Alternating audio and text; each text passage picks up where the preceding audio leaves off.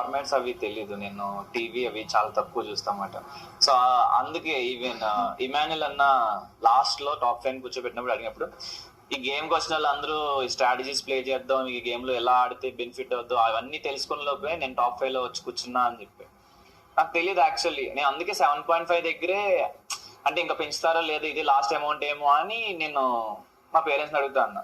అదే show format techniques అన్ని తెలుసుంటే వెయిట్ చేసేవాడిని. But I'm happy. అంటే వాళ్ళు పెంచేవారో లేదో తెలియదు, బట్ స్టిల్ లక్ వచ్చేసి చెప్తారు కదా, అంటే ఎప్రిషియేషన్ కానీ లేకపోతే పాయింట్స్ కానీ. సో నేను వీక్ బై వీక్ స్టార్ట్ చేసిన ఓకే మనం ఈ పొజిషన్ లో ఉండొచ్చు అంటే అనిపిస్తుంది కదా.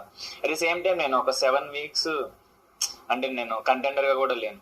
ఇప్పుడు మనం యాజ్ ఏ పర్సన్ గా లేకపోతే టాస్క్ అయినా ఏదైనా ఆడినా మన పర్సనాలిటీ అన్నది బయటకు వస్తుంది. సో నేను 7 వీక్స్ కూర్చున్నప్పుడు జనాలకు ఎలా తెలుసు